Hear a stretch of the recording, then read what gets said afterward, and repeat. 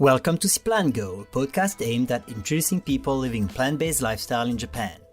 For this episode, I interviewed Traci Consoli, artist and owner of the Pink Cow, one of the first vegan-friendly restaurants in Tokyo.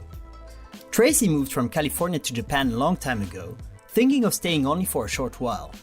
Fate would decide otherwise, as she met, then married, a Japanese rock star. Fast forward a few years later, she opens the Pink Cow, mainly to have a place for her community to share good food and to grow further.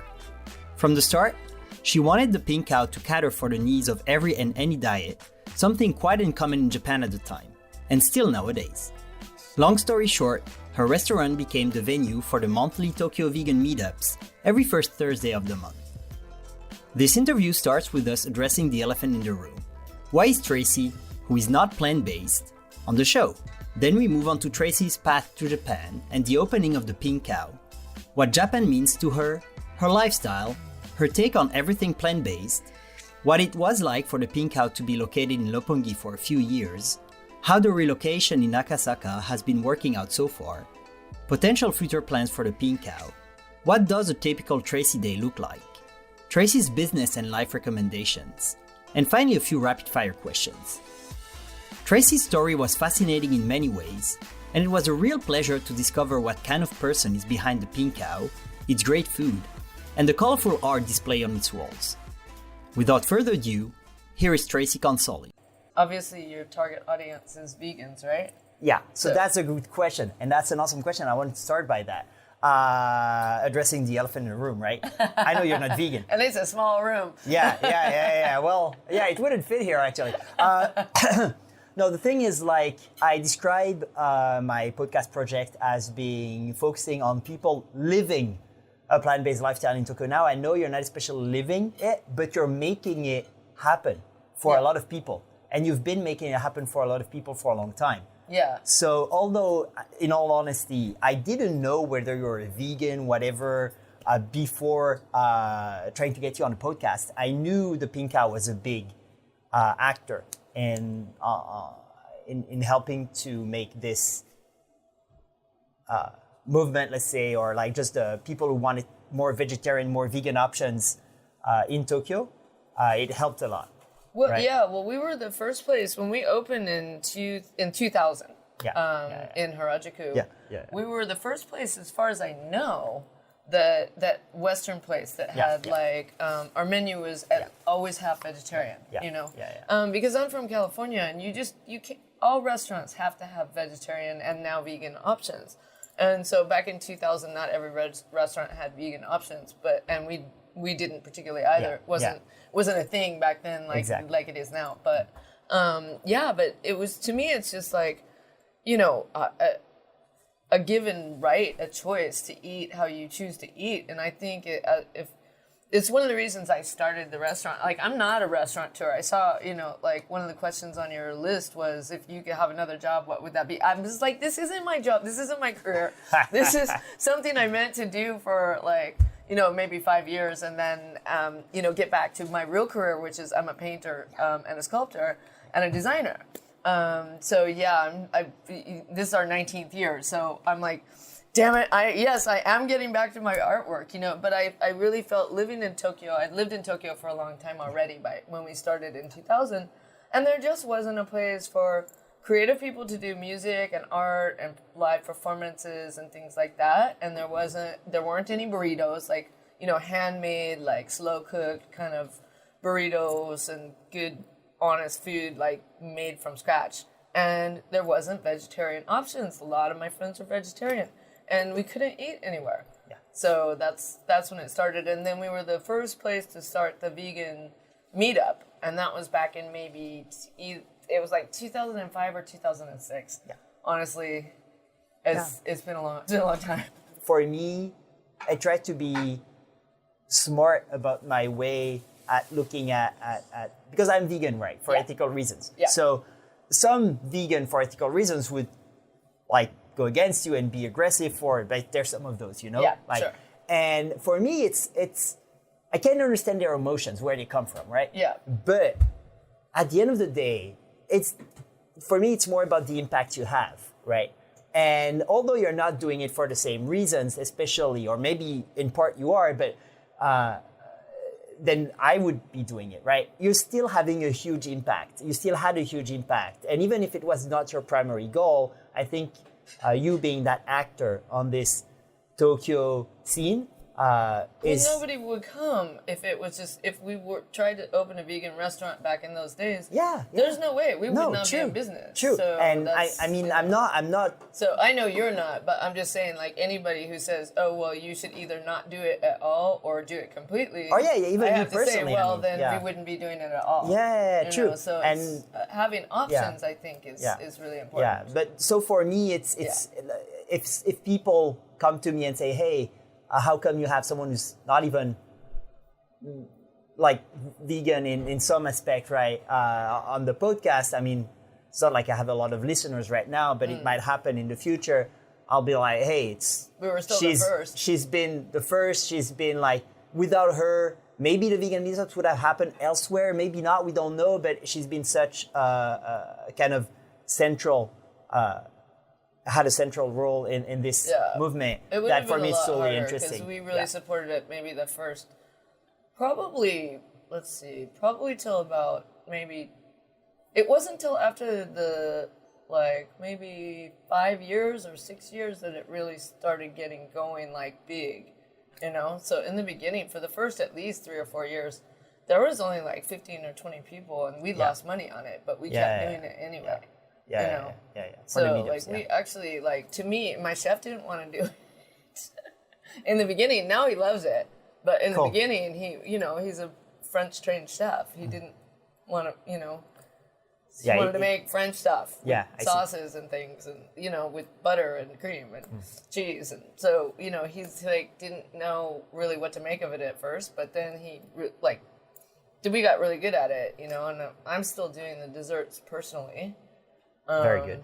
So I make a lot of the specialty items myself personally still, and these days I'm actually the chef for most of the vegan nights personally. Yeah, I told you last time, like the first time I came here for a vegan meetup at the new Akasaka venue, I really enjoyed the food, and then you told me it was you who made it because also it was less people to cater for, so it was more doable for you, and I really enjoyed it, and now I've been, like for example, the next meetup I have a couple of friends who are not vegan who are coming. They're mostly vegetarian, but still, they wouldn't come if I wasn't saying something like, the food is really great. Yeah. And for me, it's true, it's about the people, but if the food is not enjoyable, then, I will not always come just for the people. It needs to be good as well, right? So that's great. So now that we addressed the elephant in the room, let's say, can because I had this in mind, and it's great that you brought it yourself. So, can you just go back for the audience? So I did my homework. I found a bit of material about you on the internet, like simple Google search. I think there's one podcast, one video, both 15 minutes about in length, and 1 or 2 interviews, like transcripts. So I already have myself kind of idea of where you come from and what brought you to Japan. But I think it would be very interesting for everyone to hear your story there, and in as much or few details as you want. I might just ask some questions if I'm curious about it. But. Sure, ask away. I mean, it was so long ago. It's funny because I did a podcast for another group just earlier this week. And oh, really? Yeah. So, and I'm just like, oh my God, I can't, like, that was so long ago to remember. But I mean, basically, I thought I was only going to come over for a couple years. You graduate from uni and you go, well, okay, I'm going to take a couple years before I start my air quotes real life. And, so for me, it was Japan because my first degree is I'm a painter by trade and training. So that was one degree in fine arts, but my second degree was in religious philosophy, and I studied Buddhism, Shinto, and Taoism. So my professor he's one of the top professors in the world for Japanese religions. So that was one thing that really kind of, it's like, I just kind of like wanted to come to Asia and it was changing so fast at the time. And you know, just, I don't know, I was just really drawn here rather than like my roommates all went to Europe, you know, so, but for me, it was the calling was Asia and particularly Japan. So, yeah, so, but, you know, I didn't plan on staying, but I also swore I'd never get married unless I married a rock star. And be careful what you wish for. So I ended up marrying a Japanese rock star.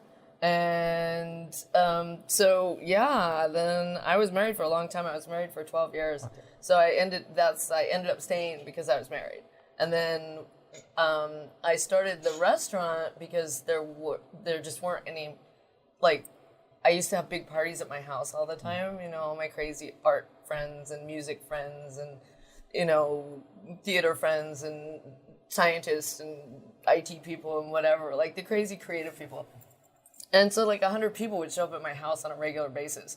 And it was costing, number one, it was costing a fortune.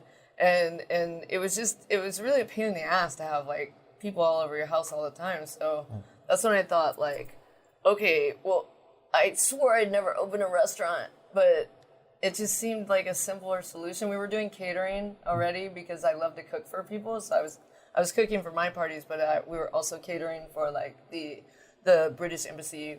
The economic advisor, actually it was the one who really kind of kicked it off, the idea to get us like started in the restaurant business. So, yeah, we were doing that. So I was just like, well, if we open a restaurant, well, famous last words. So anyway, that's how we got started. All right, awesome. Can I just go back in time there and ask you, so you told me you're majoring in art, right? Yeah. And also studying Buddhism, Taoism, and Shintoism, right? Yeah. Art, well, I could ask you what got into art, but what's more interesting to me, because I majored in Japanese studies and Japanese history, so I have a quite broad knowledge about a lot of things related to Japanese culture. What brought you to those studies in the first place? Is it specific to the country or more the spiritual side of things or the exotism? Yeah, definitely the spiritual side. I mean, the art is just like, you're just born. That's like from the earliest things I can remember. I'm just an artist. That's who I am, you know. As you get, these are all my paintings on the wall. And I'm also, you know, from as early as I can remember, been a very spiritual person. I'm not, you know, and I like to separate that I am not a religious person, which I separate that organized religion, which everybody has to make their own choice, you know, and that is totally, everybody chooses what is right for them. But for me, it's just a very personal thing, and I'm just like, you know, sort of internally a very spiritual person. So, and it's interesting that just Eastern philosophy just made sense to me when I first, you know, I was doing it sort of in my own way already before when I finally got introduced to it. And it wasn't probably till college maybe towards the end of high school and into college when I started reading books more related and coming into contact with this, and then finally taking some classes in college. And it just like clicked, and that's what made sense to me. So that's sort of what started me down that path. Do you remember? It was definitely a long time ago, but what? No, but I mean, like, because when you were, like you said, like the first time you got in touch with Eastern philosophy, and do you remember what was that kind of first contact? And if you don't remember that specific detail, what made sense to you? Because you told me just right now that it made sense to you, but exactly. Okay, tell me then. Because I didn't have the vocabulary at the time because I was like 6 years old. Okay. And there were probably, before that, there were a lot of experiences, but there's one that I just remember, like, because this was like a regular one that I did all the time, that by myself as like a 6-year-old. And I would just go out into the cow pasture, and now I know, looking back on it, I know what the words are and stuff, but then I just knew the feeling for the words, and I would just lay for hours in the cow field and like stare at this clover flower for like forever and go like, I know I have the ability to change the molecular structure of this flower into whatever I want. I just can't remember how to do it. And if I sit here long enough, I'm going to remember. And so I think like that was, as a 6-year-old, just believing that there's just like so much more to how everything works than society trains us there is, and that we're led to believe, and that there's so much more out there. And that's just, you know, and I guess being an artist, I was always allowed to like continue that line of thinking more so than maybe like, you know, my parents were really cool about that. They didn't try and like force us into little boxes and things like, you know, a lot of society does. So we were, always given kind of freedom to be like mentally creative and imagination and stuff like that. So, all right. And how would you relate that to what you understand, or what you understood at the time, but maybe what you understand now, or through your studies of Eastern philosophy, that feeling that there's not only what you're being taught? Because I would say, I'm not a specialist at all about Western religions. Neither am I. etc. But I would argue they have a spiritual side to them as well, right? Well, and yeah, so they have stuff everything that's does. not really. This one is just the one that clicks for me. Okay. You know, so it's more like about every object, kind of like the Shinto approach, where that's there's what like my paintings are about. Okay. Like the paintings are everything in my paintings was once alive. Okay. And because I think so most of the flowers are from my garden. But some of them were gifts that were important to me, like the flowers in that one, when one of my dear friends passed away far too young, and his wife gave me those lilies as a thank you for giving a eulogy at his funeral. And so those are, there are some that have specific meaning, but a lot of them are just from my garden. And then like, if I carry a box in my backpack in the spring and summer, that like, if I find like a dead butterfly or a dead dragonfly or something, to me they still have a life force. It's just changed. It's just changed. Like, I don't really believe in death, and like, so this table has a life force. Like, everything has a life force, and then these flowers and those everything in there is still like, it's still beautiful, and it still has some sort of life force in it. And so I wanted to sort of capture that with like color and light and movement, so that's sort of like what I do with paint is sort of what musicians do with tone and sound and rhythm, is what I do with light and color and movement, and it really is about sort of this universal energy force that whether it's dead or what we consider in this corporeal form as dead, or it's changed forms. All right, so you see like a cycle. Yeah. You mean of life well, there? I don't even think it's so much a cycle as it's just there's always energy there. Okay. In some form or another. So yeah. all right. And sorry to get like really, no, it's totally no. I'm a nerd about a lot of things. So I mean, I could do just our talks about details of stuff, but we're not going to linger there too long. But I just want to ask maybe one or two more questions related to this. Having studied this this or like Shintoism, Taoism, and Buddhism in college and university, did it change your views on those things? Because I find that adding academic knowledge or official knowledge, if you will, to something that you feel strongly about can really change your take on it for both good and bad.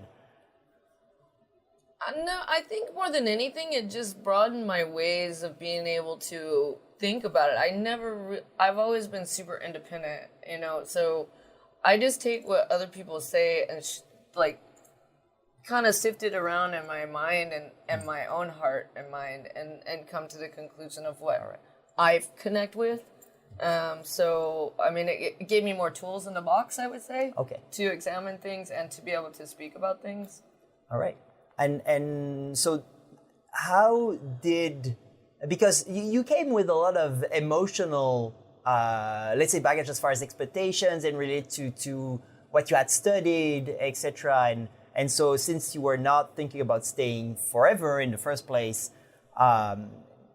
maybe the experience here the first few months or maybe the first year, there was something or some things very striking to you related to this specificity of the East? Is there something that really struck you that you remember vividly, or? Well, I mean, I didn't come here to study spirituality or anything, but I was more drawn to being here just for the life experience. But it did strike me that I found that I didn't find that Japanese people were very practice Buddhism or Shinto in their daily lives, which I thought that I would see more of that. And so I found it very interesting. Then they probably think the same thing about us, They probably think if they go to America, and there are some people that do go to church, regularly, but a lot of people don't. It's not part of their daily lives. But from what you would see on a lot of TV, you would think more, you know what I mean? So, anyway.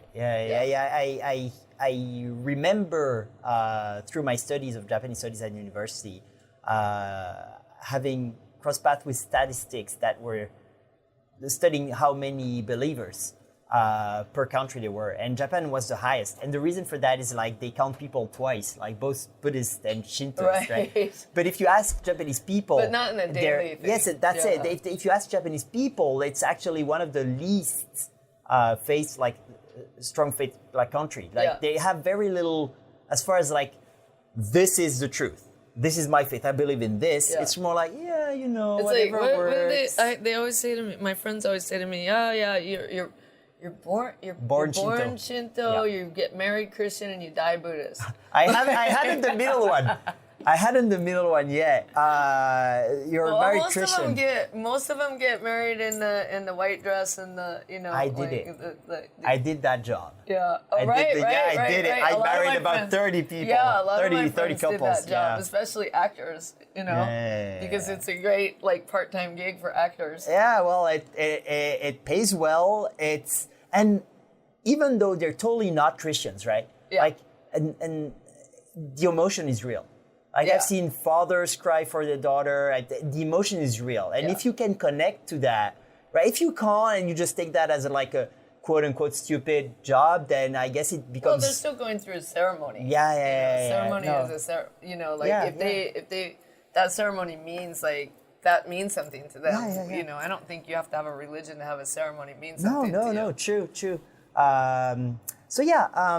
And what would you say Japan, or maybe more so Tokyo, represents to you nowadays, in retrospect, or? Well, I mean, I've been here more than half my life. So for me, it's sort of my second home, California will always be my first home. But, because I've spent half my life here, it's I like to go back and forth and I like to travel, but it's one of my homes when I come home. All right. Maybe quickly here, how would you qualify your lifestyle in Tokyo? Because you don't lead a life that can be qualified as Mr. or Mrs. everybody's lifestyle, right? No, most definitely not. I'm not built for that. Definitely not built for that. Well, I mean, it's been a pretty workaholic time, it's been kind of 100-hour work weeks for 19 years of 100-hour work weeks. It's hard, but in the last I've kind of stepped back, so I don't run operations anymore, and I'm trying to get back to my own work, my own painting and things, and also and design projects and things, but also I find the business development side really exciting and that stuff, and just doing I don't want to be the full-time, floor manager or waitress or chef anymore. I mean, I did that. I only planned to do that side for maybe 5 years and that. So I'm ready to get back to my own work. And this place should be running more by itself now, so that's sort of the plan. And travel. I need to be out of the cold. I can. So I've been traveling a lot more, because now I work from my laptop. Most of my work, and 95% of my work is from the laptop now. Okay. So travel's good. I'd love to get back to more business-related stuff, but before that, because although we address the elephant in the room, I'm interested in some of your opinions and history related to everything plant-based and the role of the Pinko there. So you already explained a bit how you ended up serving plant-based food here at the Pinko. Like there weren't any options as far as you knew, Western style options, because Japan cuisine has a vegetarian tradition, but there weren't any Western options, right? And also a lot of even the Japan-based food, a lot of it still has fish stock or pork stock in the base. You know, it was still very hard to even eat Japanese food vegetarian, but you could find some macrobiotic cafes or things that were Eastern style food, but there was very little available Western style food, and so I wanted to make food that people could eat, like that anyone could eat, because I don't think people should, like, everybody should have choices. And I respect that, and anybody who makes the effort to do it, and they deserve to have good food. So, and we should all eat less meat. Even people who do eat, aren't vegetarians or vegans, should eat less. So I figure, like, little by little, I think people can gradually move away from it. Because not everybody's going to be ready to just go completely jump off the cliff, you know? So if we can provide an option for people to little by little eat less, I think that's a good service as well. That's awesome. And so you said 2005, 2006 for the first vegan meetups. Yeah.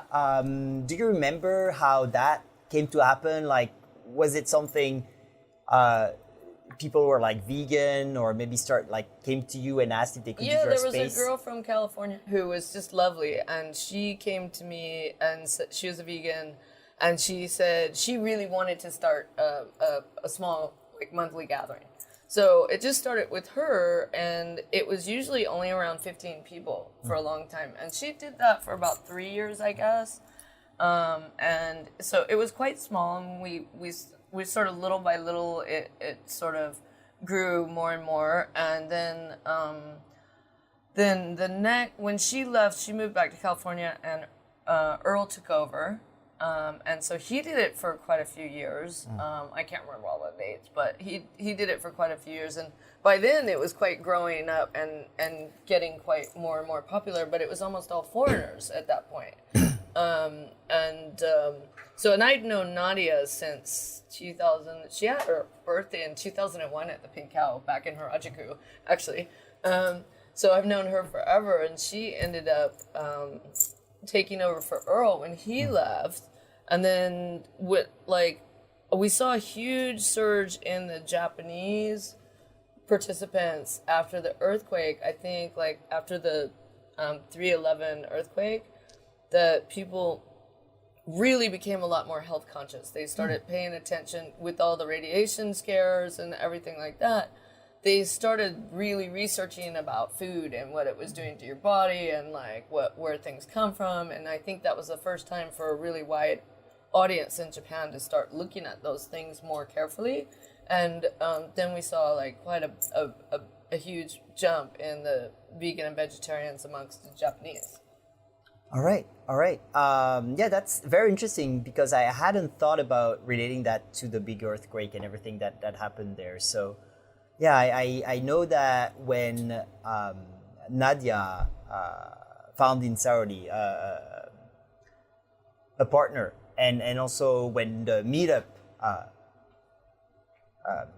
platform online accepted Japanese input, etc., which wasn't the case in the first place. They had more tools to reach Japanese people, but I hadn't thought about it actually, before that happened, actually we saw a huge jump in it. Okay. And there's also there's a all Japanese vegan quite large group in Tokyo as well. All right. And they sprung up after the earthquake, and we really noticed a big difference after that, and people's dietary habits changed significantly, thinking about what they were eating more. Okay, great. Now the kind of a bit difficult question here, but what's your general opinion about plant-based diet, whether it's vegetarian, vegan, or flexitarian? Do you have like a specific opinion or that you'd like to share? Well, I think that everyone has to make their own choice. And I respect people who are making the hard choice, but like anything, you can't tell another person how they should live, Sure. So I just try and make sure that we can take care of everybody the best way that we can. Anybody with any kind of dietary needs, like we really believe that each person is individual and try and take care of them individually. And that's just sort of where we come from. This is not sort of a personal stance. This is like from a business standpoint, that's just our policy. Take care of people the best you can. All right. This is a question like I kind of just a bit thought about right now, but were you ever approached by people because of hosting vegan events, etc., that try to have difficult conversations with you about such matters, and maybe push you a bit, which I don't intend to do, but did it happen in the past? And no, I think there have been a few people who don't want to come to a restaurant that's not 100% vegan. And honestly, that is absolutely their choice. And that's totally fine, and they are free to make that choice.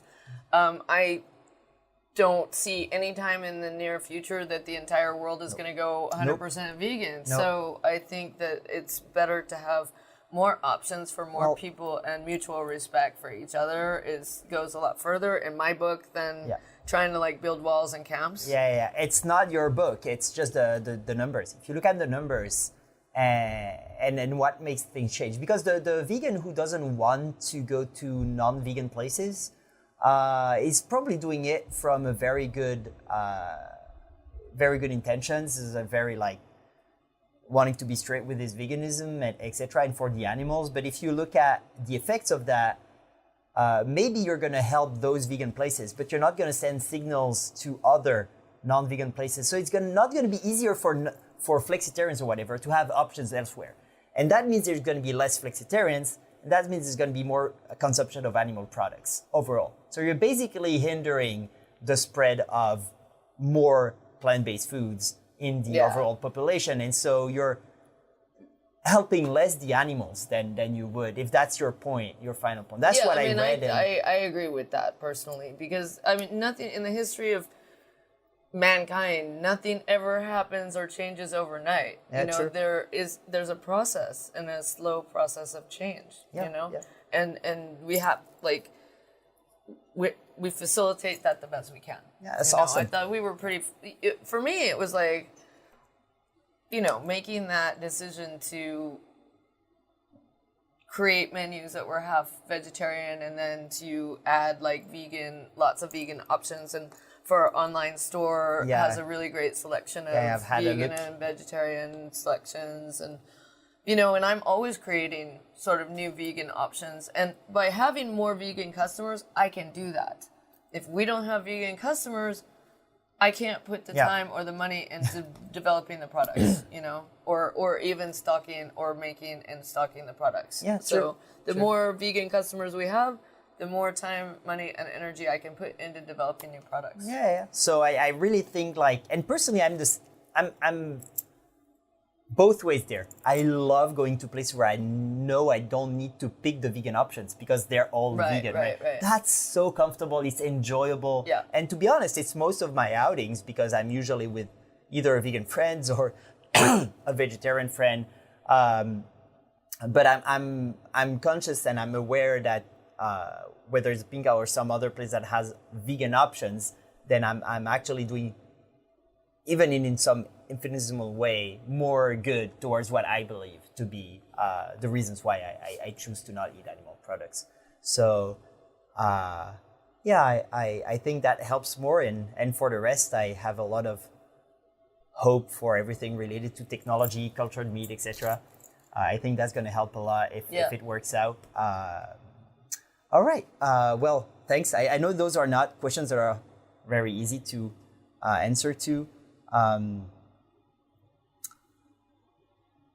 So well, I really appreciate you taking the time to have me on and it's just my have pleasure. a nice discussion about this. No, I really, starting this podcast, I really wanted to see a bit the behind the scenes, to some extent, of people who, whether they're owning a vegan place, because those have just been exploding the past few years, or someone like you has been like playing a central role there here in Tokyo with the Pink Cow. I think most people don't know about it, right? Like pretty much no one knows about it, right? You have a few interviews or footage of you Actually, online. it used to be super famous. Like The Pink Cow, you mean? yeah. Yeah. But I used to be like, if you used to Google me, the first 10 pages were all me. Oh, really? But when I step back and I don't do, like, I'm not here every day anymore, and I'm not doing that face of like the parties every day and like that kind of stuff.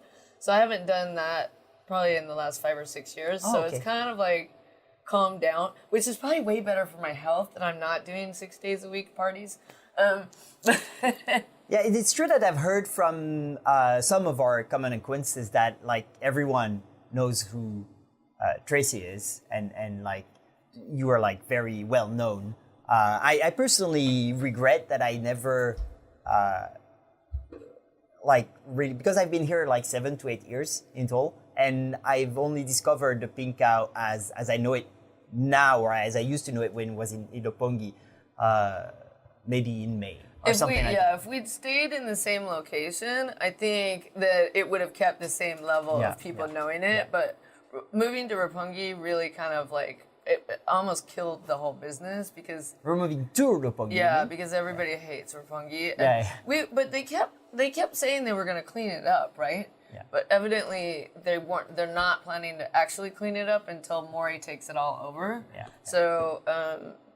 I think it actually got worse while we were there. Oh, really? But because we were always Harajuku and Shibuya based, and that's more of our hometown stomping grounds. So we were in Harajuku for 3 years, the first 3 years, and then we were in Shibuya for 9 years. So we moved to, like, we just couldn't stay there after the earthquake. We were just, like, it was a really big place when we were losing way too much money because it was quite far from the station. I mean, relatively speaking, nobody could find it, so we in 9 years we got like 2 walk-in customers. Oh. So yeah, it was just, we just couldn't, the rent was like probably 30% higher than it should have been. So we finally just said, either give us a rent reduction or we have to leave. And they said no, so we left.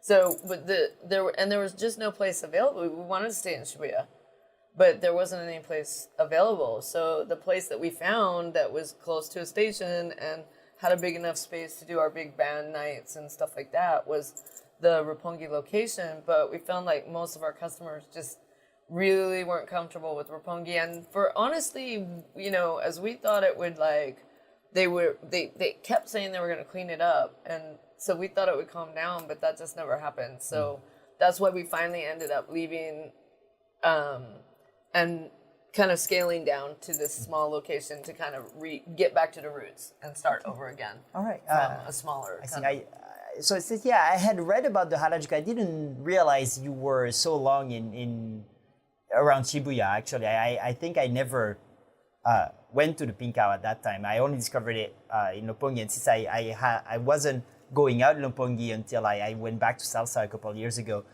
for me, my image of the Pink Cow was like really associated with Roppongi, and it's true I don't especially like Roppongi, but I'm not uncomfortable there personally. Yeah. But I mean, I'm a guy. I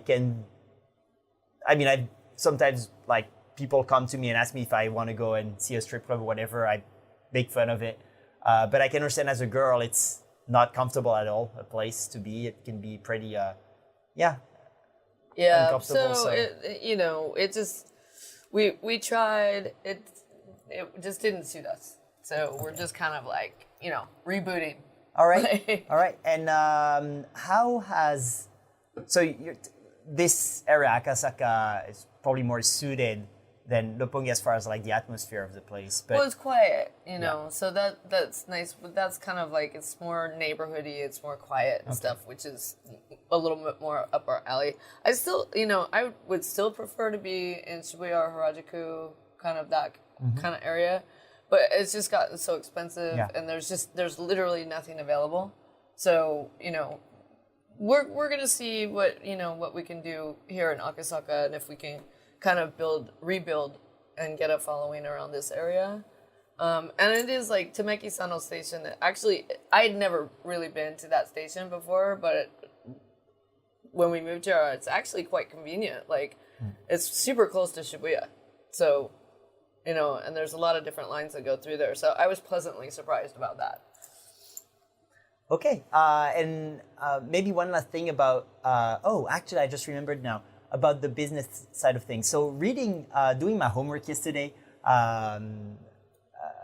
about the interviews you have already online, I remember reading something about maybe at some point you had potential projects about having this as a franchise and maybe expanding.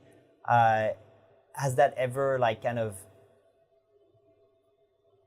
seen more like concrete plans or? I mean, we spent, gosh, I had a pretty good team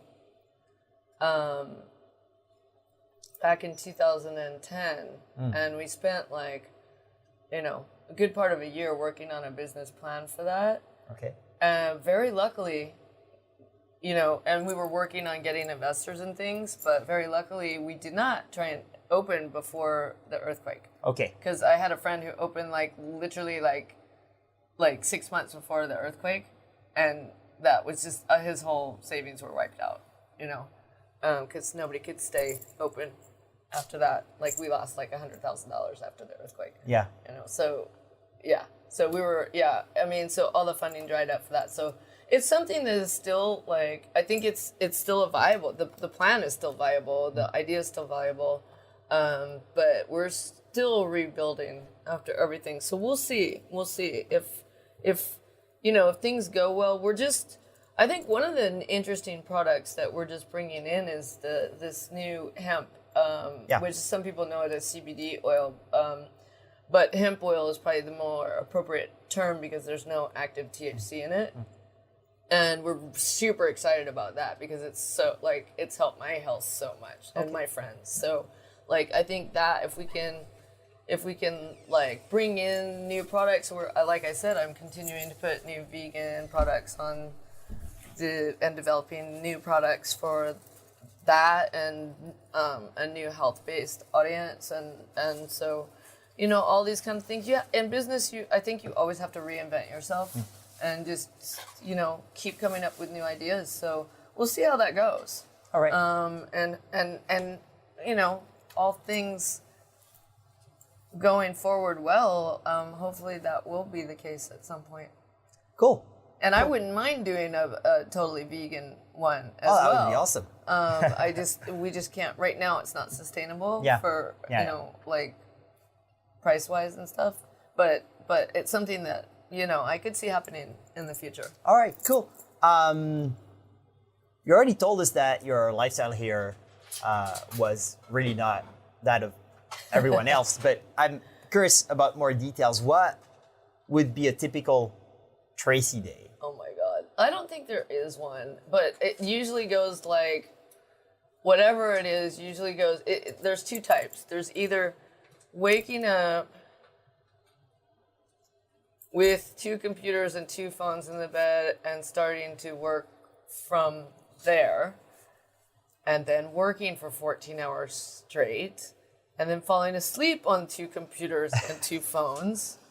Or there's days where I get up and do that for maybe 6 hours and then have an event to run, and then come in here and run. Like tonight, I've got an event, so I've got the Bitcoin Cash meetup. But I'm very lucky. Also tonight, I'll probably be going to my friend's show because I do know a lot of amazing musicians. Cool. So we do have a lot of great live music here. Some friends in town at Billboard Live tonight. So hopefully I'll be skating out of the event a little bit early to go see a show at Billboard Live. But usually it's like, event ending up with having drinks with chef until like God knows when in the morning, on the nights that I'm here, often with friends. So, yeah.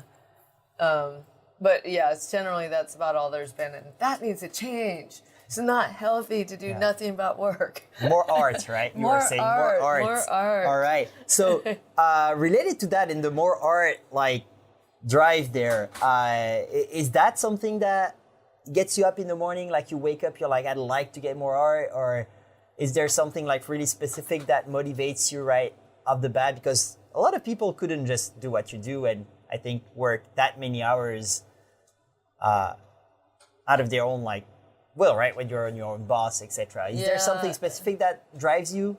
Well, forward? I mean, if I don't do it, we don't stay open. It's sort of like all this stuff has to get done, and I have to do it, or we don't have a business. So.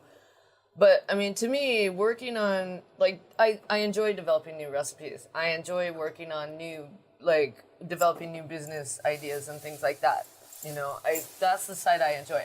I don't enjoy sitting in front of the computer for 14 hours. Yeah. So some of that's okay, but 14 hours straight is really bad for your back and every other bit of you. So I'm trying to do more of the development side and that creative mind side, and less of the just knocking it out babysitting work. That is a lot of it. All right. Yeah, no, I can relate to some extent. So I'm a teacher, and I enjoy so much the interaction with the kids when it works well, obviously. But the working on the planning is to some extent exciting when you have new ideas, but there's a lot of routine there as well. And all that part, if it's not balanced well enough, kind of weighs heavily on you. And I think I remember reading something like you were really happy about connecting with people and all the interactions. So I can imagine how the computer doesn't really provide that. Well, I love people, and I love the development side. People 6 days a week is too much though. Yeah. But the people who come through here, are just have been amazing people over this, 19 years of doing this, just absolutely phenomenal. And that's like, it's amazing and exciting, and the development side is, but, answering 100 emails a day, no. I need like minions. Yeah. I can't afford minions, but I need minions. Okay, great. So would you have any recommendations for listeners that are interested in, well, I think you have a very uncommon career and path in life, but if people are kind of interested in doing something a bit similar, whether it's in Japan or somewhere else, like to kind of go abroad and really start this kind of business, but at the same time maybe trying to express themselves through other ways, like whether it's art or something else. Do you have like overall recommendations, like maybe things that you would tell your past self to be careful about, not to do, or rather to do, etc.? Yeah, I think one of the biggest things that puts the most stress on everything is like financial. I would say like don't do what we did. We went all in. We got a really expensive venue with zero capitalization. We literally started with no money, and it's always been behind the 8 ball ever since. And it's just a horrible way to try and start things. But we didn't know. I've never worked at a restaurant before. I mean, God knows why I did this, but I just thought it was a good idea at the time. I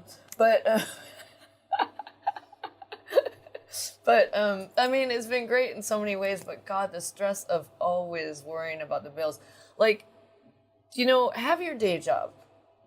Be secure in that you're not going to always have to worry about things. Make sure you're properly capitalized if you want to do it. Know that you're going to work 24/7. I don't recommend that people do it unless you absolutely have your heart set on it and you just absolutely love everything about restaurants or whatever. It's really hard. It is your life. I mean, I've seen like professionally trained chefs just go, I can't do this, and quit, like not my restaurant, but restaurant business in general, who just, it was their life and they're just like, it's just too hard. like when they become chef owners kind of thing. So I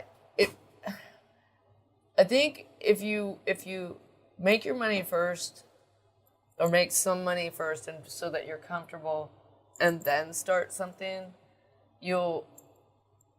I think if you go into it with a more relaxed way and you're properly capitalized, then you have a better chance of being successful, because you're not always panicking. Because I think like when you're in that panic state, just nothing gets better. Everything gets worse when you're in stress and panic mode.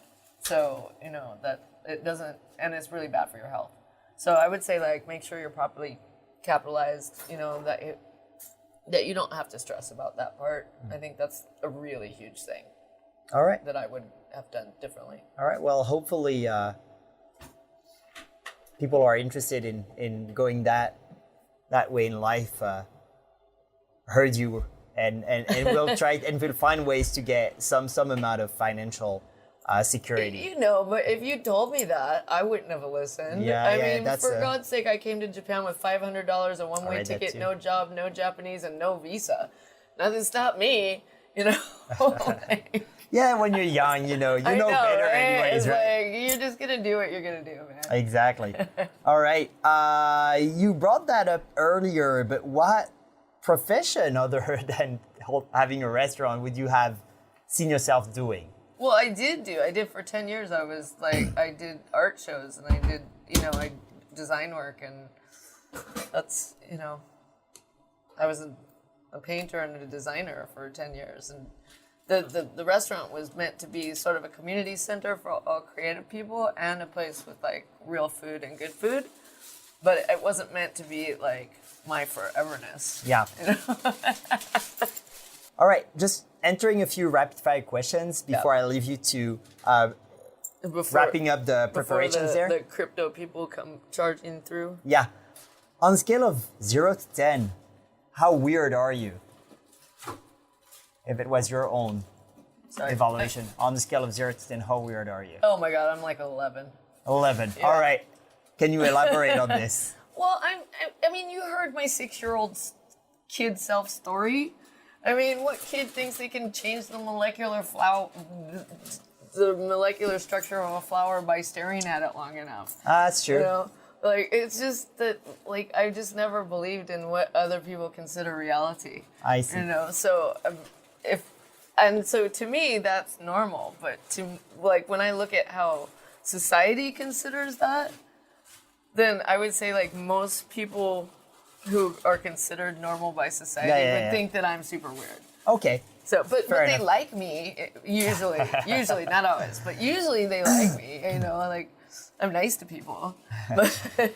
No, it's true. The changing the flower thing is, the clover, whatever it is. The tip of the iceberg, honey.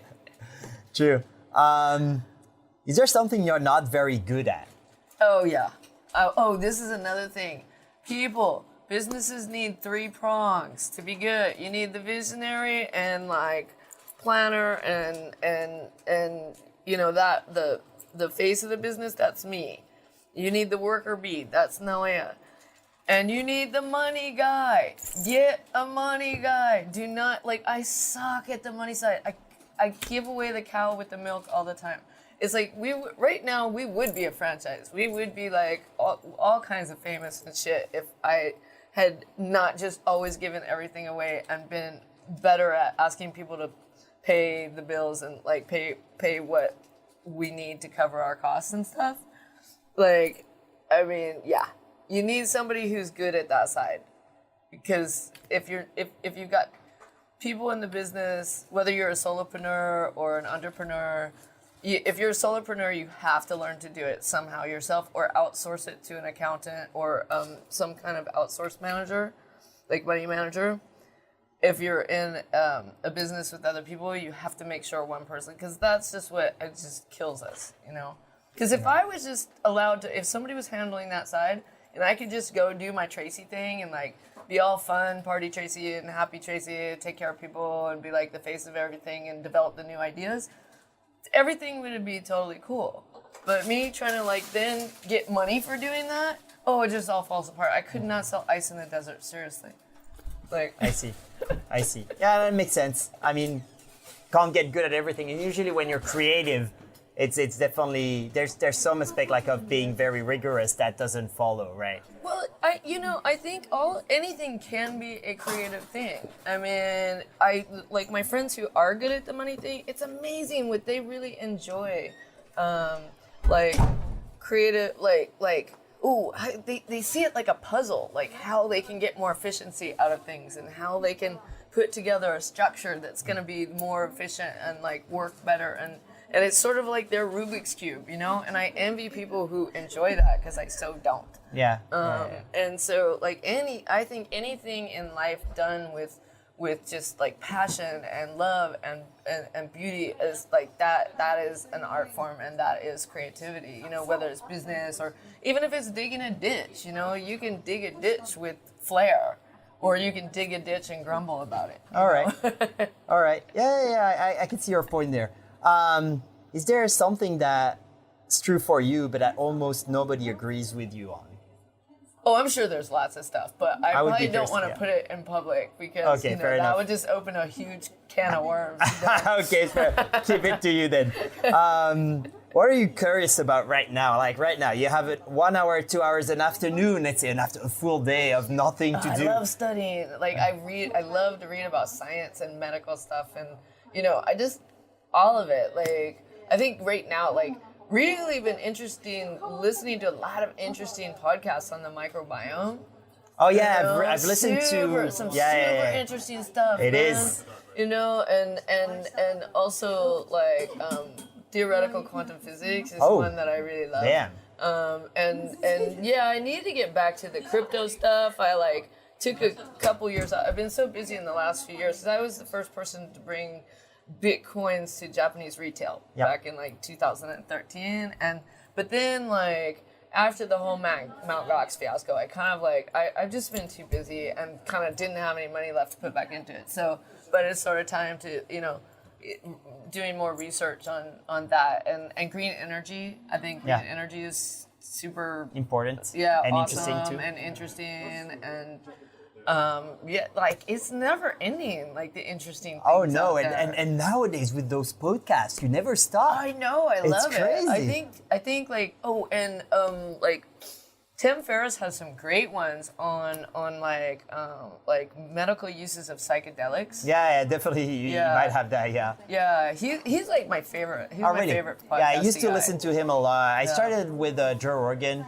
A lot, like the I haven't Joe Rogan actually experience. listened to him yet. He's so broad in his. You can just watch something, you hate it, and then you just miss the few ones that you would love, right? So it's really like depending on the guest. Yeah. And also depending on the guest and depending on Joe Rogan's mood of the day. I wouldn't say mood of the day because it's very constant, but depending on the guest, he can be super vulgar or super classy and smart, right? He has such a wide spectrum in his affinities, and it's great. But to go back to the microbiome, for example, I just listened recently, I think a couple of weeks ago, not even a week ago. I don't know if you know Nimai Delgado. Probably not, but among vegans, he's pretty famous because he's a bodybuilder, a professional one, and very successful at that. And he's having his own podcast, which calls Generation V. And it's one of the podcasts that made me want to start my own. Interesting. And he just interviewed a guy that's a specialist in that field. And obviously they're both plant-based, so there's definitely going to be a message there, but most of it is just pure science. Well, I'll check that out. I'll download that. It's I'll very subscribe to that podcast because, that's good for me to listen to more stuff. Because the more I know, the better I can serve the people who need that, and also then when we have other customers, a lot of our customers are people too who come one person's not vegan and one person is vegan, so everybody can eat, and so I think that a lot of people on both sides say thank you for that, and then I can help to explain to customers why. I totally concur there. I would thank you and all the other places that are able to cater for mixed crowds. I think it's very important. I think it's a stepping stone, Yeah, exactly. Last but not least, how can people reach you? Oh, okay. We are on Facebook. Oh my God. Yes, it's The Pink Cow on Facebook. Is there anything special about the Facebook part? No, it's just the usual Facebook screwing small business thing. Okay. But anyway, so we're on our Facebook page is The Pink Cow. We also have a Facebook group, The Pink Cow. We also have a Facebook vegetarian group. And our website is www.thepinkcow.com. And from there, there's a button that jumps to our online store where we can deliver our products anywhere in Japan via frozen delivery service. All right. And then soon, very soon, our company is going through the incorporation, Japanese incorporation. That's quite a big company in the U.S. for the hemp oil. But they're as soon as the incorporation paperwork are all finished going through the processes, which is taking forever, then we will have a button for buying hemp oil on our website as well. Okay. In the meantime, if anybody wants anybody, they can private message me on Facebook or drop us an email. All right. Anything I should have asked that I didn't? No, I think we covered a pretty wide range of stuff. You did. All right. Well, thank you, then. If you forget anything, you can always drop me an email. All right. Well, thank you very much for your time. I know you're very busy, and for the being okay with me recording here. Oh, absolutely. Absolutely. Well, I'll see you next week for the vegan meetup, definitely. Yes, I will be. I will be here for this one, and I will actually be your chef. I look forward to it. I have friends coming, as I said. Right on. All right. All right. Thank you. Thank you very much. Bye. Right, bye. Thank you for listening to the ciplantgo podcast. Ciplantgo is also on Instagram and Facebook at CIPLANTGO. There you can have a look at the latest things going on in my plant-based life in Japan. There is also an email address, ciplantgo@gmail.com. Feel free to send me a message, whether it's to ask a question, give me suggestions for ciplantgo, or anything else. Have a great rest of the day, and until next time.